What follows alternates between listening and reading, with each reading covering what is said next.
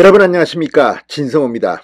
지금 더불어민주당은 전당대회 돈봉투 사건이나 김남국의 코인 파동 등으로 궁지에 몰려 있지만 정작 이재명 대표는 여전히 건재합니다. 그래서인지 과거에 정치 8단이네 9단이네 당대표를 지냈다 원내대표를 지냈다 하던 인물들이 지금 갑자기 이름을 올리기 시작했습니다. 자, 내년 총선에 박지원 전 국정원장, 정동영 전 장관 등의 이름이 나오기 시작했습니다. 이재명이 힘이 있으니 공천을 받기 위해서 물밑 공작이 있는 것 같다는 분석도 나옵니다. 여기에 한 명이 더 등장했습니다. 추미애 전 법무부 장관입니다. 문재인 전 대통령이 당선될 때 민주당 대표였던 추미애 전 장관. 역시 한번 권력 맛을 보면 잊기가 힘든가 봅니다. 오늘 KBS 라디오에 나와서 상당히 국민들 염장 지르는 발언을 하기 시작했습니다. 자, 역시 권력 맛을 잊지 못하고 내년 총선에 박지원에 이어서 추미애도 출마할 모양입니다. 지금 조국 전 장관의 출마설로 민주당이 흉흉한데 추미애까지 나온다.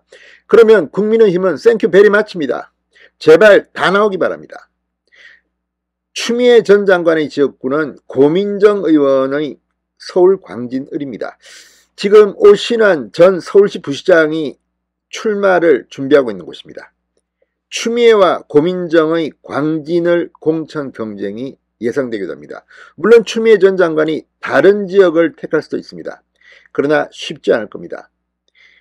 추미애, 조국 등이 출마한다면 민주당은 아마도 국민들의 심판을 받을 것으로 보입니다. 진성호의 융단 폭격 시작합니다.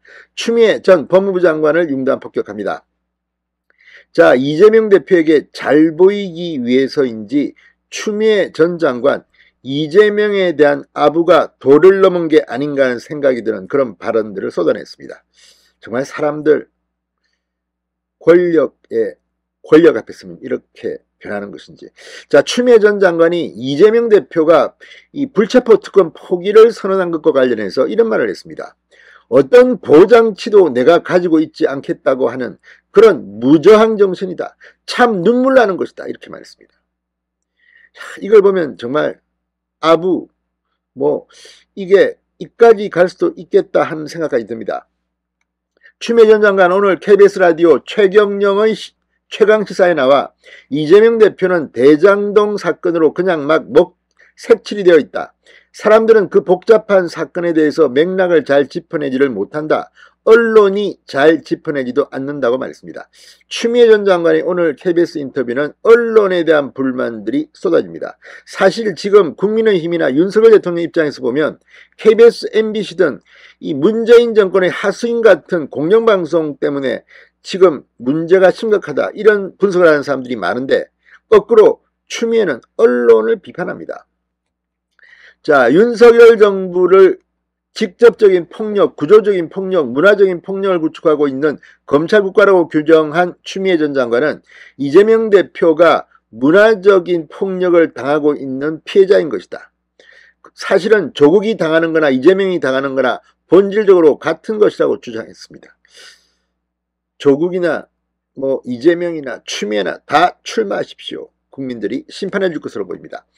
이어 일제 통치가 손쉬었던 게 피해자끼리 밀정이 되어서 우리나라 국민을 괴롭혔기 때문이다. 마찬가지로 이재명 대표도 민주당 안에서 저격을 당하는 거다. 그러니까 사람들은 정말 사법 리스크가 많나 보다 이렇게 생각하는 것, 이렇게 말했습니다. 비명계가 이재명 대표를 비판하는 것을 이 일제시대 밀정에 비유했습니다. 정말 딸랑딸랑도 이 정도면 가관입니다. 이재명 대표의 불체포 특권 포기 선언에 대해서, 그런 국가폭력에 대해서 이재명 대표가 혼자서 감당할 일이 아니다. 제2의 이재명이 있을 수 있다. 그러면서 이재명 대표는 폭력을 당하고 있는 피해자라며 진행자가 비폭력 저항운동을 했던 인도의 마트마 간디와 같은 것이냐고 묻자 추미애 전 장관은 네라고 답했습니다. 이제 이재명을 간디의 반열에 올리고 있습니다. 정말 기가 막힙니다. 130억이 넘는 뇌물 의혹, 수천억의 배임 의혹을 받고 실제 재판에 넘겨진 피고 신세인 이재명을 간디의 무장정신으로 비교한다. 이쯤 되면 아무도 선을 넘었다는 생각이 듭니다. 추미애 전 장관은 그러면서 지금 한국은 마치 세월호 선장이 가만히 있으라고 얘기한 것처럼 대통령 한 사람이 가만히 있으라고 하고 언론도 침묵을 하고 있다. 세월호가 가라앉듯 이 대한민국 호가 가라앉을 수 있겠다고 비판했습니다. 어차피 기울어진 운동장에서 공포의 시대에 언론도 말을 못하고 있어 기자들이 얼마나 써줄지도 모르겠다고 부연했습니다.